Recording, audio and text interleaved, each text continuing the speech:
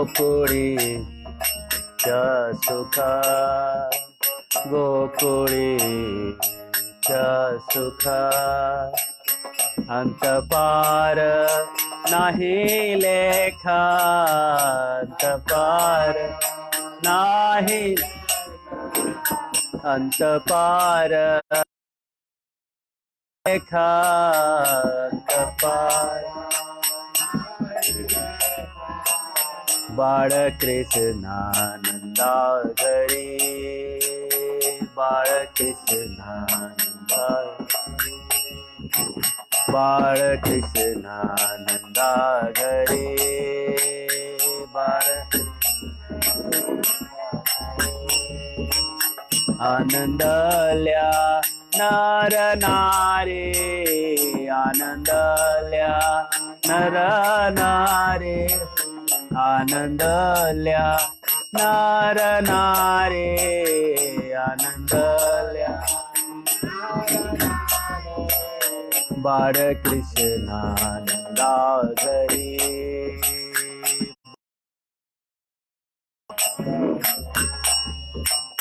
बाळ कृष्णानंदा घरी बाळ गोड़िया तोरने गोड़िया गोड़िया तोरने गोड़िया तो करती कथा गाती गाने करती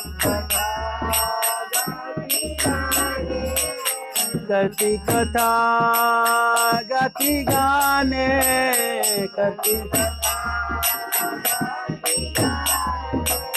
तू का म्हणे छंदे तू का येणे वेधीले गोविंदे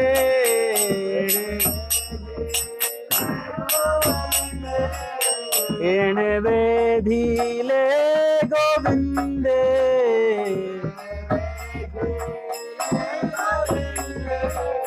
बाळ कृष्णानंदा घरी बाळ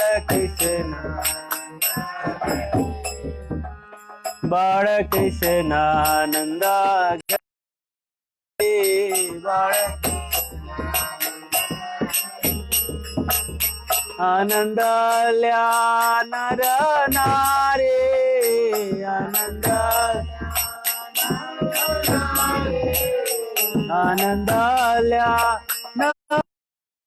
नारी आनंदल्या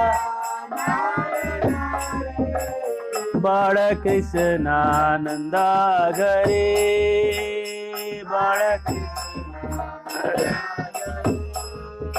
बाळ कृष्णानंदा घरी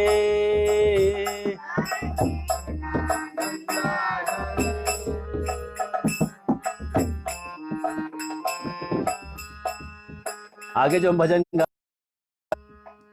बस आप सुनिए, दोहराना शायद कठिन हो। राधा रानी कृष्ण छोटे छोटे बच्चे दोनों मिले तो कृष्ण पूछते हैं राधा को, तू कहाँ से आई? तो और अपनी गली में खेलना छोड़ के मेरी गली क्यों आई? कृष्ण क्या कहते हैं जवाब? कृष्ण नहीं, राधा रानी क्या कहती है? राधा रानी कहती है, सुना है यहाँ एक चोर रहता है, नंद का बेटा है। नंदलाल नहीं कहती है, कहती नंद का कोई डोटा है, नंद का चोरी करता है, उसी को देखने आई थी कि कौन है चोर हो। कृष्ण कहते हैं, है ना, कृष्ण बात करने में बहुत एक्सपर्ट है। हमने तेरा तो कुछ नहीं चुराया ना, तो तू हमें चोर क्यों कह रही है? तू तो कम से कम अच्छा इंसान कह दे। बूझत श्याम तू गोरी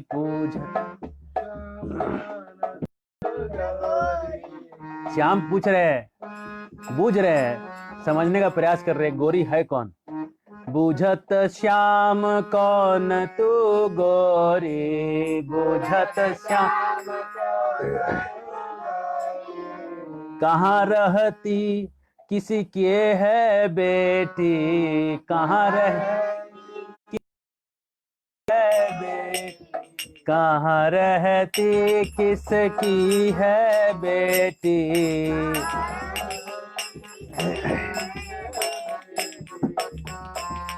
नहीं कहीं ब्रज की, कभी नहीं देखा ब्रज की गली, कभी नहीं देखा ब्रज की गली। हम क्यों आई हमरे तू ब्रज में, क्यों आई, क्यों आए हमरे तुम ब्रज में। सूरदास जी गा रहे हैं, सूरदास जी के भाव देखिए। क्यों आई हमरे तुम ब्रज में, खेलती तू अपने ही गली, खेलती अपनी गली। राधा रानी कहती है, कृष्ण के पूछने से राधा रानी कहती है, सुनत रही श्रवणी नंद डोटा, नंद डोट, नंद के बेटे के बारे में सुना था मैंने। करत फिरत दधि चोरी, करत फिरत दधि चोरी। सुना है नंद का लड़का है जो घूम घूम के दही चोरी करता है, उसको देखने आई थी। ऐसा कौन चोर है जिसके घर में खाना भी नहीं मिलता? कौन भूखड़ है इतना बड़ा हमारे ब्रज में? हमारे घर आ जाता तो दान में ही दे देते थे, चोरी करने की क्या जरूरत थी। अब कृष्णा की तो इज्जत चली गई। कृष्ण कहते हैं, तुमरो कहाँ चोरी हम ली है, तुमरो कहाँ चोरी हम। अरे हमने तुम्हारा क्या चुराया बताओ? तुमरो कहाँ चोरी हम लिए हैं, तुमरो का। खेलन चलो संग मिल जोरी, खेलन चलो संग मिल जोरी, खेलन चलो संग मिल जोरी, खेलन। सूरदास प्रभु रसिक शिरोमणि, सूरदास प्रभु रसिक शिरोमणि। बात न भूलई राधिका भोरी, बात न भूलई राधिका भोरी। भोली राधिका बातों बातों में खो गई और भूल गई कि ये चोर कह रही थी इसको। भगवान ने उसको बुद्धि घुमा दिया, हमने तुम्हारा तो कुछ चुराया नहीं है।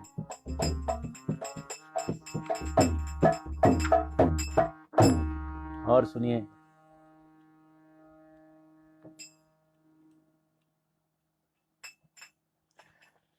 यशोदा कृष्णा को दूध पीने के लिए देती है, कच्चा दूध। कृष्णा को माखन पसंद है, कच्चा दूध पसंद नहीं। लेकिन मैया को लगता है कच्चा दूध पीने से इसका हेल्थ अच्छा रहेगा। तो क्या कहती है, सुनो कृष्णा तेरा चोटी नहीं बढ़ता ना, दूध पिएगा तो चोटी बढ़ेगा। तो कृष्णा ने एक दिन दूध पिया, पी के देखा चोटी नहीं बढ़ा। बोला अभी तो चोटी बढ़ी नहीं, तूने तो कहा था बढ़ेगी। बोले पीते रह बढ़ेगी। तो 2-4 दिन पिया, उसका पेशेंस खत्म हो गया पीने का। तो कहता बलराम की चोटी कितनी बड़ी है, मेरी चोटी क्यों छोटी है? कितनी बेर मोही दूध पियत भैया जहू है छोटी, तू जो कहती बल की बेनी, बल मतलब बलदेव, तू जो कहती बल की बेनी, जो है लंबी मोटी। काढ़त गुहत नहावत जय है, नागिन सी भुई लोटी। कच्चा दूध पियावत पची पची, देती न मुझे माखन रोटी। सूरदास त्रिभुवन मन मोहन, हरि हलधर की जोड़ी। हरि और हलधर जो है दोनों की जोड़ी है, और कच्चा दूध मैया पिला रही है और कहती है चोटी बढ़ेगी बढ़ेगी, पी लो पी लो। और कृष्ण कहते हैं इसकी इतनी लंबी हो गई, मैं भी दूध पी रहा हूँ, मेरी तो लंबी नहीं हो रही है, इसी की लंबी क्यों हो रही है?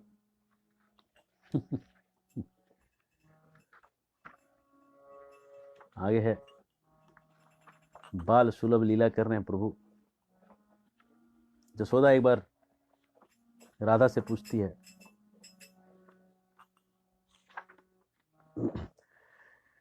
नाम कहाँ तेरो रे प्यारी, तेरा नाम क्या है रे प्यारी? यशोदा पूछती है राधा से।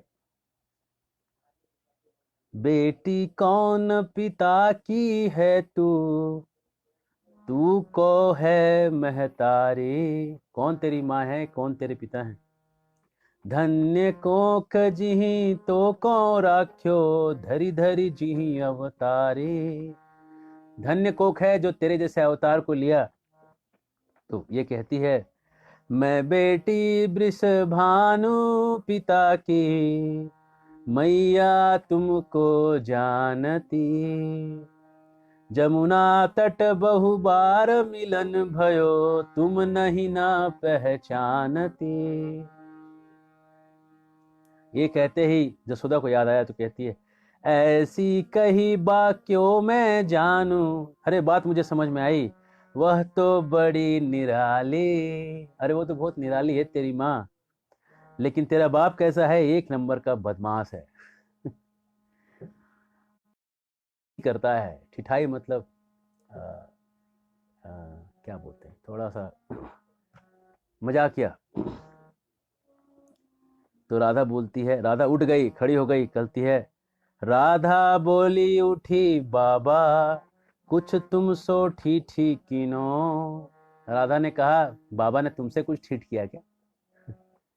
तो तुरंत यशोदा जो है राधा को गले लग उठा लेती है, गोद में ले लेती है और हंस के गले लगा के कहती है, आऊं करो तेरी चोटी, तुम्हारी चोटी बना देती हूँ, आ जाओ।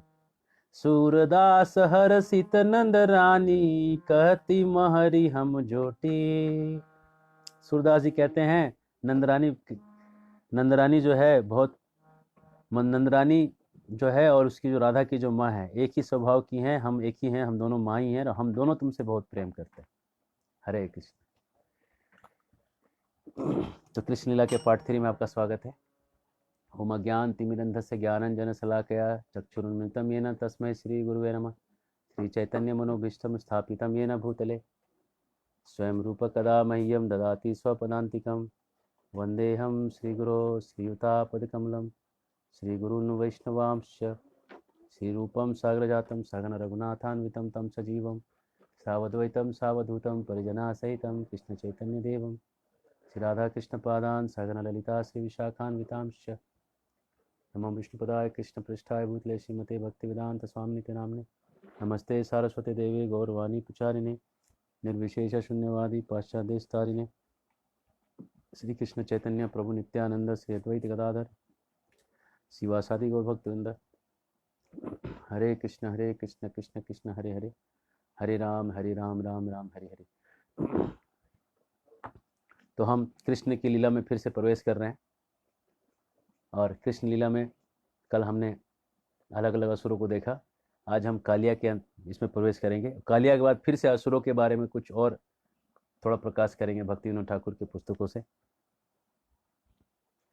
कालिया जमुना में रहता था और जमुना के पानी में रह के जमुना के पानी को खराब कर रहा था, और पानी खराब करने से गाय जो है वो पी के बेहोश हो जाती थी, चिड़ियाँ ऊपर से उड़ती थी तो मर जाती थी।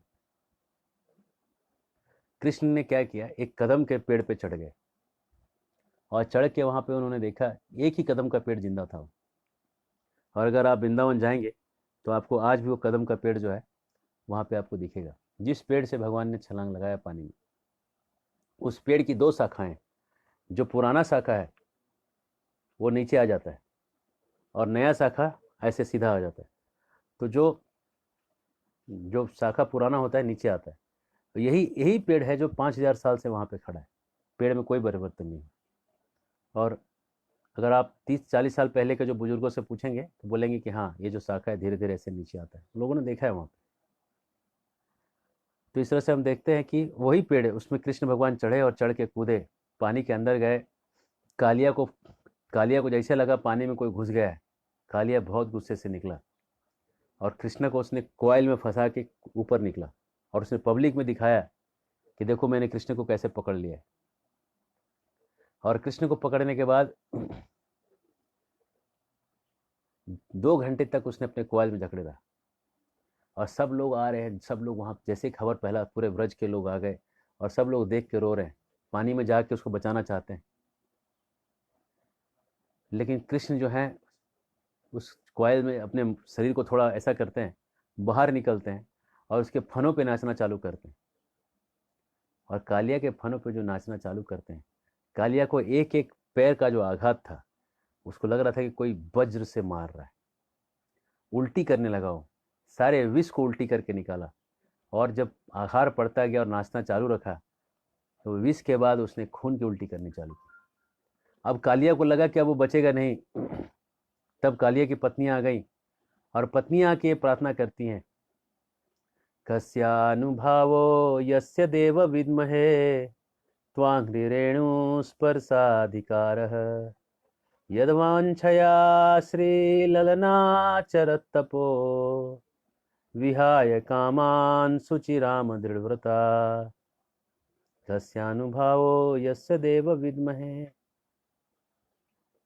हे देव, आपने अपने चरण इसके सर पे रखा है। हमने तो ये सुना है कि आपके चरण की प्राप्ति के लिए ऋषि लोग, मुनि लोग, तपस्वी लोग 100-100 साल, 1000-1000 साल, लाखों साल, जन्म जन्म तक लोग तपस्या करते हैं, तब जाके कहीं ये धूल प्राप्त होती है। हमने तो ये भी सुना है कि लक्ष्मी बिल्व वन में बैठी है, साल में केवल एक बार खिचड़ी खाती है उबला हुआ, और तपस्या करती है कि रास में प्रवेश हो, चाहती है कि आपका धूल उसके सर पे लगे, लेकिन फिर भी उसको आपका धूल प्राप्त नहीं होता। इस धूल को, ऐसे दुर्लभ धूल को ये कालिया कैसे प्राप्त कर पाया, ये सवाल है, ये हमारा सवाल है। इसने ऐसा क्या किया है कि इसको आपको ये धूल की प्राप्ति हो गई है। जब ऐसा कहा, कालिया को तब समझ में आया कि लगता है मैंने कुछ ज़्यादा विशेष चीज़ प्राप्त कर लिया। उसको कोई प्रार्थना नहीं आता था, उसने अपने पत्नियों के ही प्रार्थना को फिर से दोहराया, कस्या अनुभावो यस्य देव विद्महे। मुझे कैसे ये धूल प्राप्त हो गया जो धूल लक्ष्मी को भी नहीं मिला। और यही प्रार्थना को जब दोहराता है, भगवान शांत होते हैं और उसको छोड़ते हैं, उसकी जान बख्श देते हैं। जान छूटते ही कालिया जो है, और कालिया को आदेश देते हैं कि जमुना को खाली करके कहीं और चला जाए, और कालिया वहाँ से निकल के फिजी आइलैंड चला जाता है, फिजी के टापू के पास चला जाता है। जब प्रभुपाद जी फिजी में प्रचार करने गए और वहाँ पे उन्होंने जो कृष्ण, राधा कृष्ण का नाम रखा, राधा कालिया कृष्ण नाम रखा। कालिया कृष्ण इसलिए कि वहाँ पे कालिया यहाँ से वहाँ जाके रह रहा है, और आज भी रह रहा है। अगर आप पानी में जाएंगे तो कालिया मिलेगा। कालिया के मिलने के बाद आपकी क्या गति होगी ये कहना मुश्किल है, वो आपको कैसे देखेगा। हरे तो कालिया के बारे में कहा जाता है, कालिया पिछले जन्म में वेद सिर करके एक ब्राह्मण था, और उसने अपने आश्रम में बाकी साधुओं को तपस्या करने से भी मना किया हुआ था। एक समय अष्टावक्र मुनि वहाँ आए, और अष्टावक्र मुनि आने के बाद जब उनको भी वहाँ पे अंदर में तपस्या करने का स्थान नहीं दिया, अष्टावक्र मुनि ने श्राप दे दिया, तू सांप के जैसा है जो अपने यहाँ किसी को आने नहीं देता, तू एक निर्दय सांप बन जा।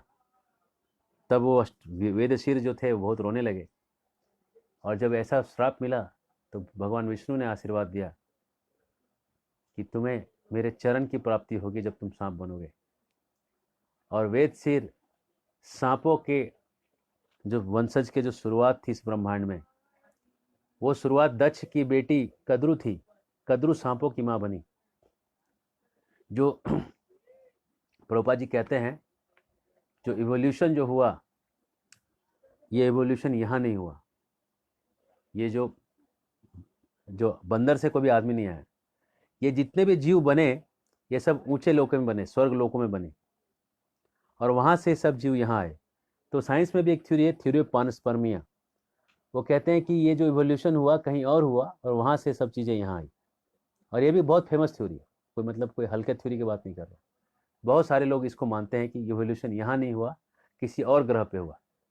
तो उस थ्योरी को यहाँ पे सपोर्ट किया जा रहा है कि जितना भी ये सब अलग अलग जीव बने, कद्रू सांपों की माँ बनी, वनिता गरुड़ की पक्षियों की माँ बनी, ऐसे सब अलग अलग जो माताएं थी सब की बनी, और उनसे ये अलग अलग पूरा जनरेशन्स निकला। दक्ष की जो बेटियां थी अलग अलग चीज़ों की माँ बनी, और वो अलग अलग पूरा जनरेशन उन लोगों ने बनाया। तो वहाँ से फिर प्रभुपाद कहते हैं ये इवोल्यूशन हुआ, लेकिन वहाँ हुआ, लेकिन ऐसा नहीं हुआ कि बंदर आदमी बन गया। आदमी जो थे, जो बहुत इवॉल्व, जो देव पुरुष लोग जो थे और देव स्त्रियां जो थी, उन्होंने वैसे चिंतन करके एक एक चीज के एक एक संततियों की उत्पत्ति की। जैसे कद्रू सांप की माँ बनी, मैंने बताया, अदिति देवों की माँ बनी, दिति असुरों की माँ बनी, राक्षसों की माँ बनी, इस तरह से सब अलग अलग पक्षियों की कोई माँ बनी, अलग अलग लोगों की माँ अलग अलग बनी, और उन लोगों ने फिर अपने अपने संततियाँ बनाई। और हालांकि ये भाई भाई भी थे, लेकिन फिर भी एक दूसरे के दुश्मन थे। गरुड़ और सांप एक दूसरे के दुश्मन हुए, और इस तरह से पूरा जो ब्रह्मांड है ये फैल गया, अलग अलग संततियों से 84 लाख योनियों से फैला। इस तरह से कालिया जो है, कालिया जो है वहां पहुंचा। कालिया जो है दूसरों से एनवी को दर्शाता है, ईर्ष्या को दर्शाता है। हम दूसरों से जो ईर्ष्या करते हैं वो कालिया दिखाता है। दूसरों के अंदर जो हम अच्छे गुण नहीं देख पाते, सबके अंदर बुराई ही दिखती है, ये कालिया है।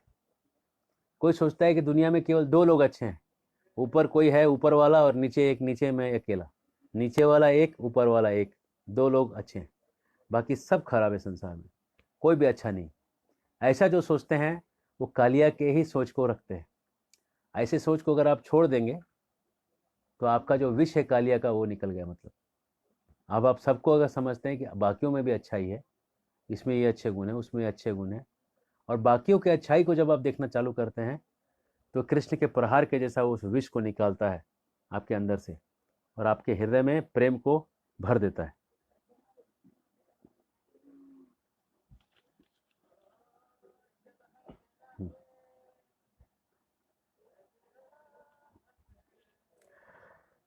भगवान कृष्ण ने बचपन में एक वत्सासुर को मारा, जो बछड़े के आकार में आया था लेकिन था असुर, और वो सारे बछड़ों में मिल गया था। उसको जो उन्होंने, वत्सासुर को जो उन्होंने उठा के फेंका पेड़ के ऊपर, पेड़ के नीचे जो गिरा वत्सासुर, धड़ाम से वत्सासुर का मौत हो गया, उसकी जान निकल गई। ये वत्सासुर जो है ये एक बच्चे के जैसा जो आया, एक बच्चे में एक प्रवृत्ति होती है कि बैड एसोसिएशन से खराब हो जाता है। बचपना जब व्यक्ति का रहता है तो उसमें अच्छे और बुरे संग का उसको समझ नहीं रहता है, किसके साथ उठना बैठना चाहिए, किसके साथ नहीं। माँ बाप बड़ी चिंता में रहते हैं कि बच्चा किसके साथ उठता बैठता है, हमेशा सोचता है। एक बार एक माँ ने बच्चे को बोला कि तुम क्यों अच्छे लड़कों के साथ नहीं जाके बैठते हो, तुम अब हमेशा बुरे लोगों के साथ उठते बैठते क्यों हो, आज से तुम बुरे बच्चों के साथ नहीं बैठोगे। तो बच्चा बोला, हाँ मैं भी यही चाहता हूँ, लेकिन मैं जब अच्छे बच्चों के पास जाता हूँ तो उनकी माँ उनको कहती है कि तुम्हें बुरे बच्चों के साथ नहीं बैठना चाहिए। तो बुराई जो है बहुत चिंता का विषय होता है पेरेंट्स के लिए, कि कैसे बच्चों को हम अच्छा संग दें। तो अच्छा संग कैसे मिलेगा उसका यहाँ सीक्रेट बता रहे हैं भक्ति सिद्धांत सरस्वती। कह रहे हैं कि अगर गलत संग से किसी को बचाना है तो कृष्ण का हाथ उसको पकड़ाना पड़ेगा, कृष्ण का संग उसको देना पड़ेगा। और जब उसको सुप्रीम पॉजिटिव कृष्ण के साथ उसका मिल जाएगा तो उसके साथ रह के उसमें जो बचपना है, बिगड़ने की जो आदत है वो हटेगी। और जब वो हटेगा तो फिर आगे जाके जो बच्चा है ये समाज के लिए कुछ अच्छा कर पाएगा, वो पेरेंट्स को भी अच्छा कुछ मदद कर पाएगा। अगर आप बच्चों का पक्ष लीजिएगा कि अरे बच्चे हैं इनको थोड़ा दे दो यार, इनको थोड़ा सा पबजी खेलने दे दो, इनको थोड़ा सा ये दे दो, थोड़ा ही तो करेंगे, मोबाइल दे दो और सब कुछ दे दो। बच्चे बहुत होशियार होते हैं, वो सब वर्कआउट कर लेंगे, इसका पासवर्ड क्या है, उसका पासवर्ड क्या है, और सब कुछ खोल के सब देख के आ जाएंगे। और उसके बाद जब बच्चे बिगड़ जाएंगे तब आप आश्चर्य करते हैं कि हमारा बच्चा कैसे बिगड़ गया, अच्छा संस्कारी बच्चा कैसे बिगड़ गया। ये ऐसे बिगड़ गया कि आपने बच्चों को अधिक लाड़ प्यार दे दिया। और अधिक लाड़ प्यार को कम मतलब बैलेंस करने का तरीका है उचित लाड़ प्यार में कि बच्चे को आप गुरुकुल में रखिए। और गुरुकुल में जो गुरु रहते हैं तो उसको कृष्ण से उसको जोड़ के रखते हैं। तो कृष्ण से जुड़ने से क्या होता है, उसका एसोसिएशन जो उसका है कृष्ण के साथ हो जाता है। और कृष्ण से एसोसिएशन होने से बुरे आदतों में पड़ना असंभव हो जाता है। और अगर स्पिरिचुअल ट्रेनिंग अगर बच्चों को नहीं दे रहे हैं तो बच्चे के अंदर आप बच्चे को वत्सासुर के एसोसिएशन में आप छोड़ दे रहे हैं। और जब वत्सासुर के एसोसिएशन में रहेगा तो बच्चा बड़ा होकर क्या सोचेगा कि हमारे पेरेंट्स बाहर हैं, इनको ओल्ड एज होम में डाल देते हैं, हम इंजॉय करेंगे। मेरे एक दोस्त हैं, तो वो भारतीय हैं, उन्होंने एक अमेरिकी सज्जन स्त्री से उन्होंने विवाह किया। तो मैं जब उनको मिलने गया शादी के अगले दिन, शादी के 1-2 दिन बाद हम लोग मिलने गए थे कुछ उनको बधाई देने। जब मिलने गया तो उनके घर पे एक 9 साल की, एक 11 साल की 2 पुत्रियां थी, शादी के 2 दिन बाद। तो मैं सोचा भैया ये कैसे हो गया, ये क्या कोई देव कन्याएं हैं क्या कि एक ही रात में सब बड़ी हो गई। मैं बोला, मैं हकला रहा था, मैं पूछूं तो कैसे। थोड़ी देर तक बातचीत चलती रही, फिर मैं बोला ये दोनों, इतना ही बोला ये दोनों, इससे ज़्यादा मैं पूछ ही नहीं पाया। तो खुद ही उसने बोला ये दोनों जो है हमारी बेटियां हैं। तो मैंने सोचा कि बेटियां मतलब इसकी शायद पत्नी की पहली बेटी होगी, हो सकता है। तो मैं कुछ बोला नहीं, फिर उसने खुद ही बोला कि ये मेरे पत्नी के बहन की बेटियां हैं। और उसकी जो बहन है, मतलब पत्नी की बहन, साली लगेगी शायद, हाँ। तो वो जो साली है, तो वो साली जो है वो अपने पति के साथ निकल गई और बच्चों को अनाथ आश्रम भेजने वाली थी।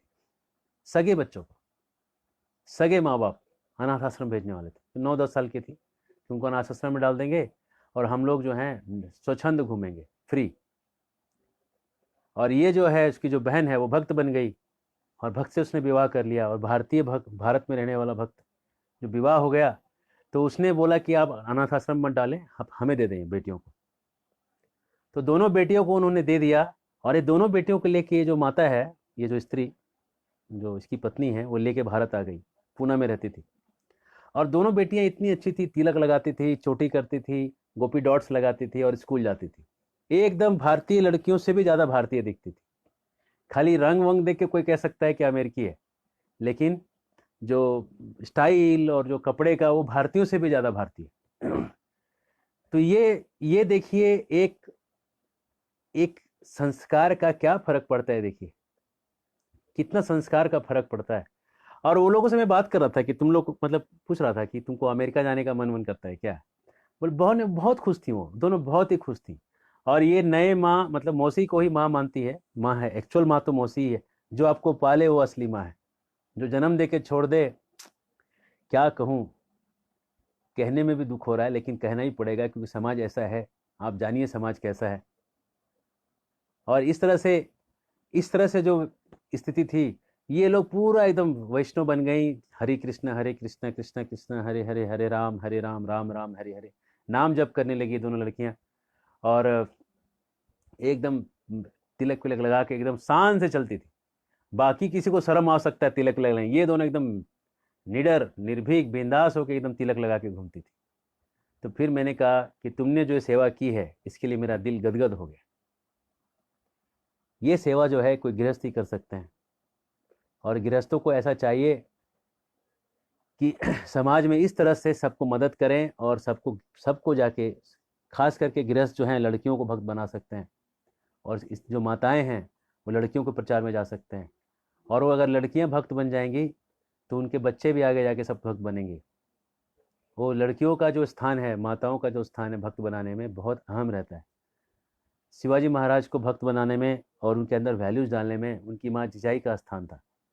और जिजाई जो थी, एक बार शिवाजी महाराज गए मुजरा देखने चले गए थे, कोई नाच गान देखने गए थे। तो जब वो नाच गान देख के आए तो जीजाई को पता चला कि इसने ऐसा नाच गान किया है, जाके देखा है। तो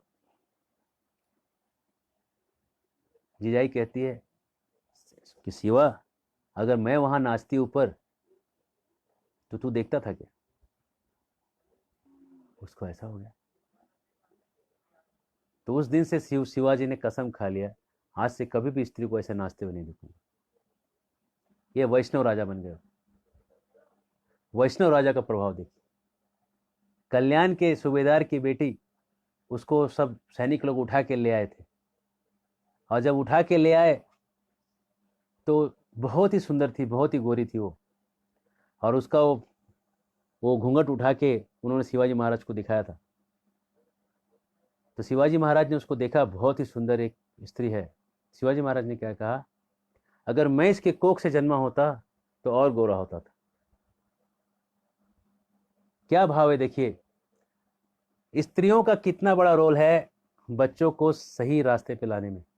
सारे कृष्ण की कथा सुनाइए, और खास करके असुरों को मारने की कथा।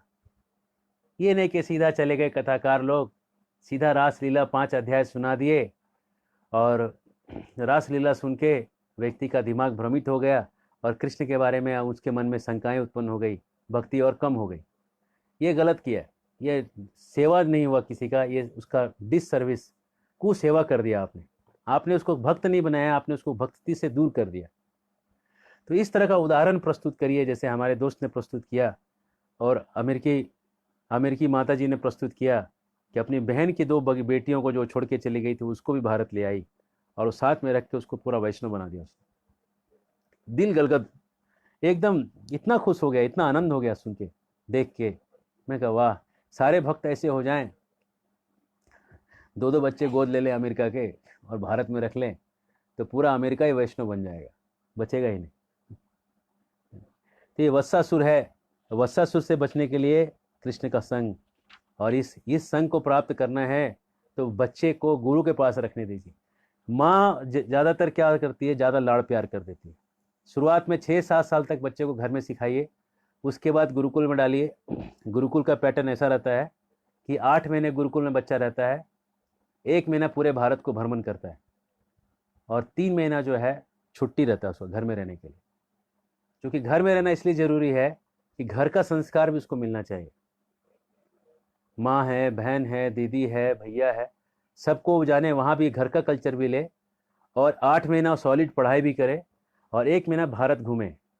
भारत घूमना इसलिए ज़रूरी है, केवल साइट सीइंग के लिए नहीं, भारत घूमने का एक गहरा मकसद है हमारे गुरुकुल में। और मकसद ये है कि अभी हमारे बच्चे कर्नाटक गए थे, 2 महीना कर्नाटक रह के आए।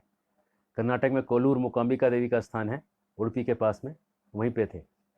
जो 2 महीना वहाँ कर्नाटक में रह के आए, वहाँ के लोगों से मिले, कन्नड़ लोगों की स्थिति को देखा, उनके पॉजिटिवनेस को देखा, उनकी कुछ कमजोरियों को भी देखा होगा, और उनकी भाषा को देखा, उनकी भाषा को सीखने का उन्होंने प्रयास किया। और वहाँ पे जो गुरुकुल है हमारा, वहाँ पे अमेरिका के तत्वदर्शन प्रभु हैं, अभिराम प्रभु हैं, जो प्रभुपाद जी के शिष्य हैं, वो लोग चलाते हैं। वो लोग मतलब हम लोग उनको सहयोग करते हैं, उनके पुत्र के जैसे हम लोग, तो वो तो प्रभुपाद जी के शिष्य हैं। तो वहाँ हम लोग वहाँ कर रहे थे। उन लोगों से जब वो डायरेक्ट वो बच्चे सुनते हैं, अभिराम प्रभु जैसे बड़े बड़े सीनियर लोगों से, तो उनके कहानी को सुन के ही एक जोश आ जाता है। मेरे को याद है जब मैं भक्ति में नया नया था, तो हम लोग देवामृत प्रभु, जो अभी भक्ति रसामृत महाराज हैं, परम पूज्य भक्ति रसामृत महाराज, उनका हम लोग प्रवचन सुनते थे। उनका डीडी सीरीज था, देवामृत दास करके एक सीरीज आता था भगवद गीता पे। मैं हाईली रिकमेंड करूंगा, अगर आपको डीडी सीरीज सुनना है, ये डिजायर ट्री में है। डिजायर ट्री में आप जाएंगे, भक्ति रसामृत महाराज के सेक्शन में जाएंगे, तो गीता पे उनके पुराने प्रवचन मालाएं हैं, डीडी सीरीज करके। वो उस प्रवचन आप सुनिएगा, leaf and flower offer with love and devotion, ऐसा करके वो सीरीज है। बहुत बेसिक है लेकिन बहुत सॉलिड सिखाते हैं चीज़ों को। तो वो जो भक्ति में कैसे आए, परम पूज्य भक्ति रसामृत महाराज भक्ति में कैसे आए, ये मैंने सुना। तो कैसे आए भक्ति में, मैं थोड़ा सा बताऊंगा। जब वो स्टैंडर्ड चार्टर्ड बैंक के बहुत बड़े मैनेजर थे, और चूंकि बहुत ऊंचे पद पे थे, तो ऊंचे पद वालों को एमबीए किया हुआ था उस जमाने में, जब एमबीए की काफ़ी इज्जत थी। आज से करीब 40 साल पहले की बात है, 30-35 साल पहले की बात है। तो जब ये पूरे भारत भर में एक भारतीय विद्या भवन करके एक ऑर्गेनाइजेशन है बॉम्बे में, उन्होंने एक डिबेट ऑर्गेनाइज किया था। और डिबेट का टॉपिक था भगवान है कि नहीं है। दो पक्ष थे, भगवान है बोलना है और भगवान नहीं है, दो पक्ष से बोलना है। तो दोनों पक्ष का राउंड 1 2 3 4 हुआ था और फाइनल राउंड भारतीय विद्या भवन के मेन बिल्डिंग में बॉम्बे में था। और इस फाइनल राउंड में भक्ति रसामित जो बैंक के इंचार्ज थे वो आए हुए थे और उनका था भगवान नहीं है, उस टॉपिक से खड़े थे। और वो खास तरह से एकदम एकदम ऐसे से तर्क लेके आए थे। तो जब उन्होंने तर्क देना चालू किया तो तर्क देते देते जितने भगवान हैं सब लोग हार गए। और सब हार ही नहीं गए, सब लोग कन्विंस हो गए, सब लोगों ने मान लिया कि भगवान नहीं है। पूरी सभा में सबने मान लिया कि भगवान का अस्तित्व नहीं है। ये जो कह रहे हैं नवयुवक एकदम सही कह रहे हैं। और उसी सभा में एक भक्त बैठा हुआ था जो बेचारा रो रहा था, उसके पास तर्क नहीं था प्रस्तुत करने के लिए कि मैं क्या बोलूं। उसको इतना समझ में आया कि इनको मैं किसी तरह अपने महाराज के पास मिला देता हूँ ले जाके। तो वो गया, मंच के सब समाप्ति के बाद उनको जाके हाथ जोड़ के कहा, मेरे आपसे एक निवेदन है। बोले क्या निवेदन? बोले यहाँ बस 3 बिल्डिंग छोड़ के इसी गली में, भारतीय विद्या भवन वाली ही गली है, 7 मुंशी मार्ग, उसमें 3 बिल्डिंग छोड़ेंगे तो राधा गोपीनाथ, श्री श्री राधा गोपीनाथ जी का मंदिर है।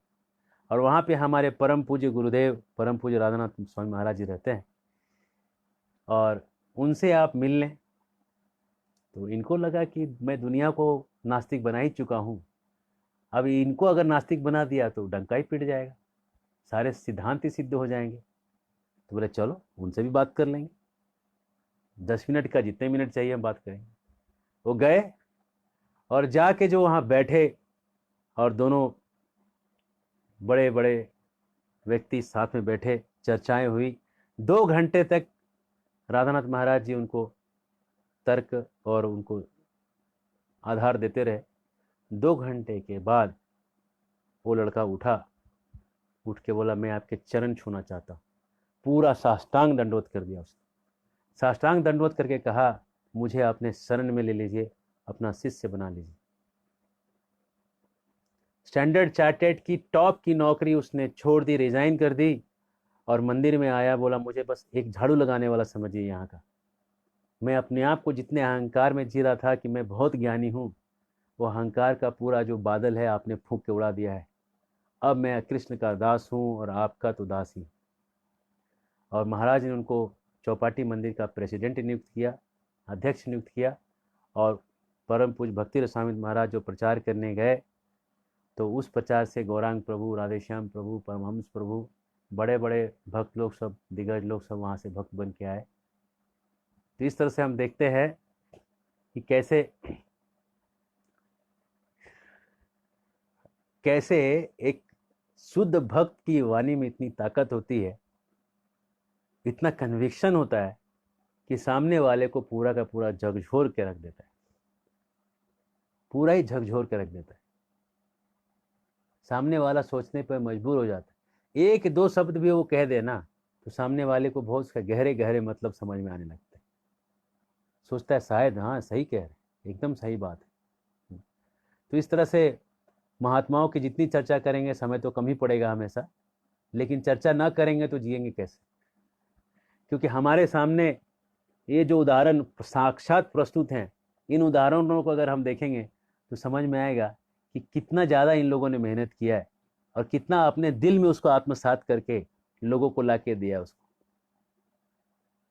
आपको ये समझ में आएगा कितना हार्डवर्क किया इन लोगों ने।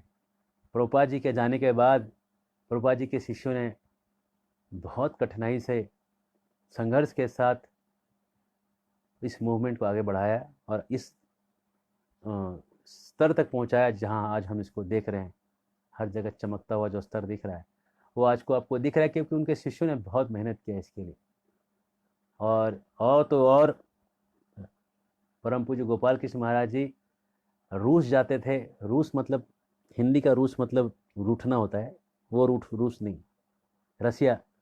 हिंदी में रसिया का मतलब कुछ अलग है, इसलिए हम लोग रूस कहते हैं। तो जो भी आप समझिए, सोवियत रूस समझ लीजिए। तो वहाँ जाते थे, और उस समय जाते थे जब वहाँ पे एंट्री तक बैन थी और गीता लेके भी नहीं जा सकते थे। उस समय तहखाने के अंदर में जाके गोपाल कृष्ण महाराज अपने जीवन को रिस्क में लेके गीता प्रिंट करवाते थे। ये लोगों ने इस स्तर पे अपना रिस्क लिया है, जान जोखिम में डाल के प्रचार किया लोगों ने।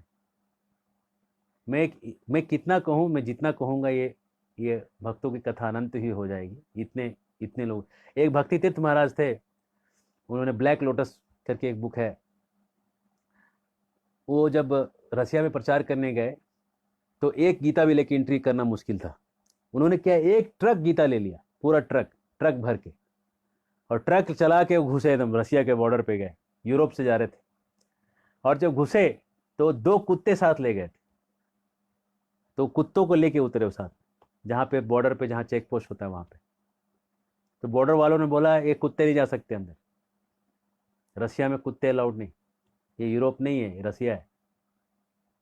तो बोले लेकिन हम तो अमेरिका से आए हैं और कुत्ते हम लेके जाएंगे।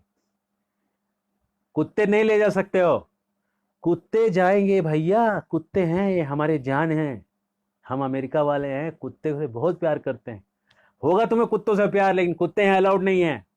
अरे भाई, कुत्ते समझो कितना वफादार होते हैं, कुत्ते कितना काम के होते हैं, कुत्ते के बिना जीवन नहीं चलता यार। कुत्ते देखो, कुत्ते ही कुत्ते पूरे अमेरिका में भरे होंगे। तुम्हारे अमेरिका में कुत्ते, रशिया में कुत्ते अलाउड नहीं।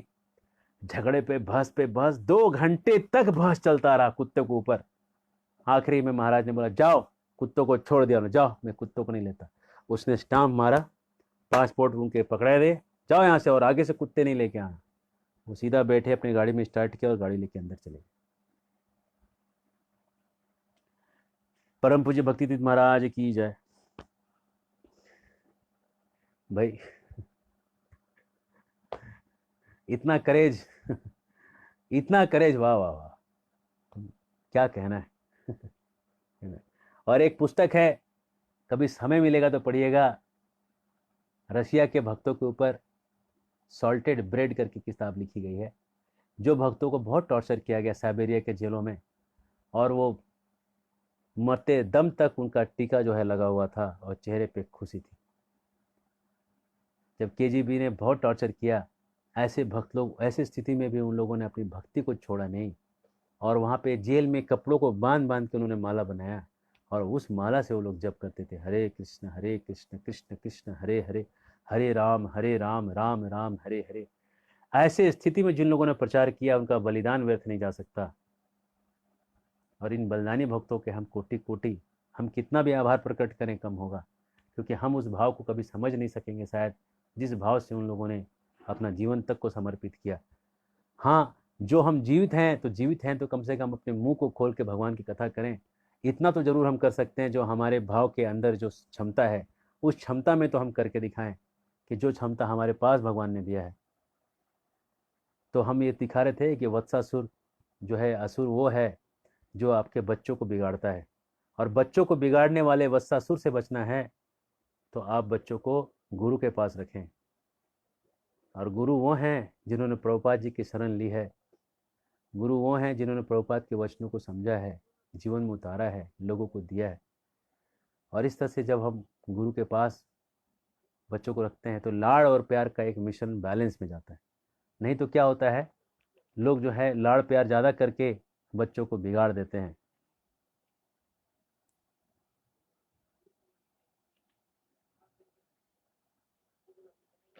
फिर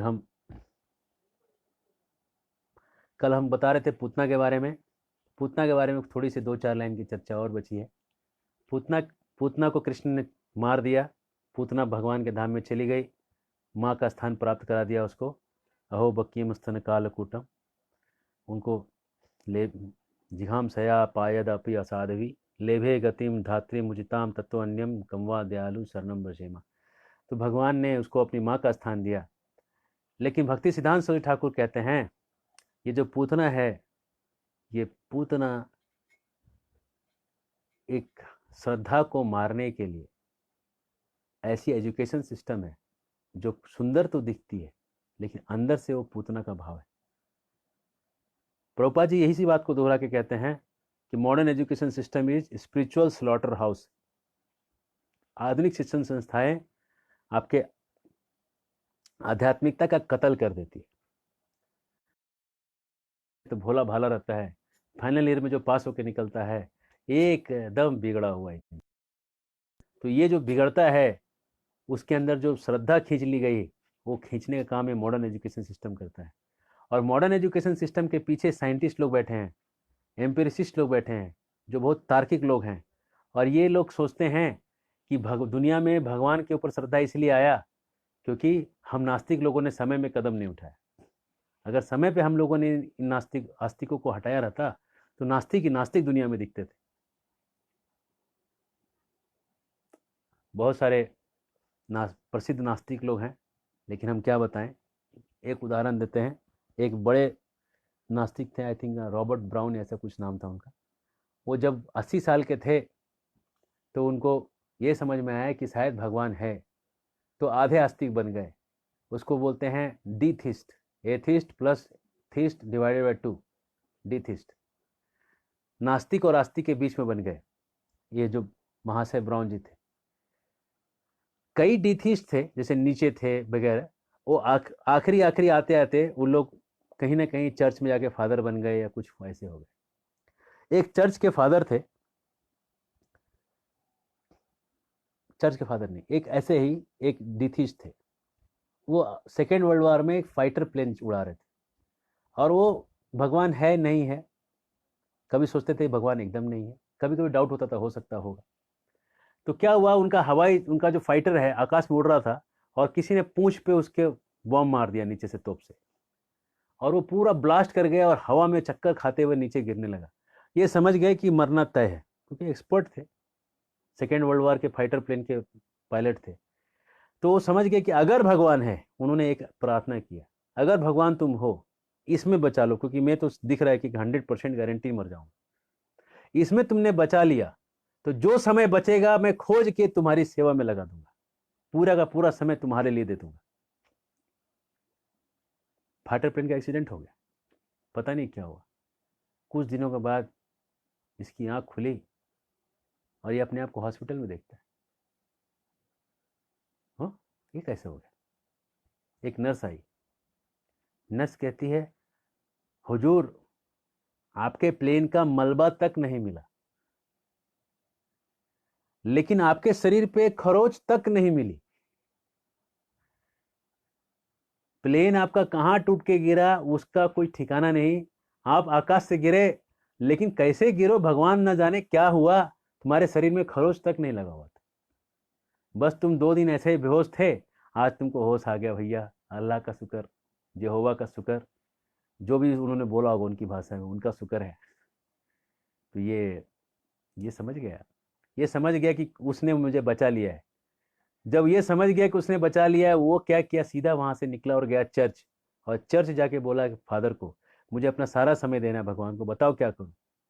तो फादर ने बोला कि इधर मत करो, इधर हमारे पास इतना टाइम करने के लिए कुछ है ही नहीं, सारे प्रेयर खत्म हो जाते हैं 2 घंटे में, तो इतना करेगा क्या, तू इंडिया चला जा, वहां तेरे को कोई एंगेज कर पाएगा। तो वो इंडिया आता है, और इंडिया आने के बाद वो प्रेसिडेंसी कॉलेज कलकत्ता में एक लेडी प्रोफेसर को मिलता है। और वो लेडी प्रोफेसर जो है भक्ति सिद्धांत की शिष्या होती है। वो उनको भक्ति सिद्धांत सरस्वती ठाकुर के पास लेके आती। भक्ति सिद्धांत सरस्वती ठाकुर ने पूरा कहानी सुना। सुनने के बाद उनको सीधा उन्होंने दीक्षा दिया। दीक्षा देने के बाद उन्होंने उनको संन्यास दीक्षा दिया। संन्यास दीक्षा लेने के बाद वो गए हरिद्वार, और वहीं पे हरे कृष्णा कृष्णा कृष्णा हरे हरे, हरे राम राम राम हरे हरे नाम जपते जपते उन्होंने अपना शरीर त्यागा। वहीं पे गंगा जी के किनारे उनका भगवान के धाम के लिए तिरुभाव हुआ। देखिए, जैसे अलग अलग हैं, डीथिस्ट हैं, एथिस्ट हैं, सब आखिरी में जब आते हैं ना, तो भगवान के एक रूप में लग जाते हैं, रूप की महिमा और मिठास में लग जाते हैं। और यही जीवन की पराकाष्ठा है कि भगवान कृष्ण से कहीं ना कहीं आसक्त हो जाएं। हरे कृष्णा। और फिर कल हम भागवत के संदर्भ को आगे ले बढ़ाएंगे, तत्वों को समझेंगे, और तत्वों को समझते थोड़ा थोड़ा करते हुए हम आगे चलेंगे। अभी हम तीसरे स्कंद के पहले भाग में चल रहे हैं। विदुर और मैत्रेय का संवाद अब आएगा। अभी हम उद्धव संवाद देख रहे थे, उद्धव और विदुर। उद्धव जी कृष्ण के बारे में बता रहे हैं। आप सब लोग मेरे पेज को लाइक कर दीजिएगा। एक ट्रूथ फ्रॉम केशवानंद करके पेज है। मैं चाहूँगा कि एक 2 दिन के बाद मैं उसी पेज से लाइव आऊँ, और बाद में फिर इसमें मेरे इसमें प्रोफाइल में शेयर करूँ। तो अगर आप वहाँ से आएंगे तो ज़्यादा आपको ईजी पड़ेगा। हरे कृष्णा, बहुत बहुत धन्यवाद। शिला प्रभुपाद की जय।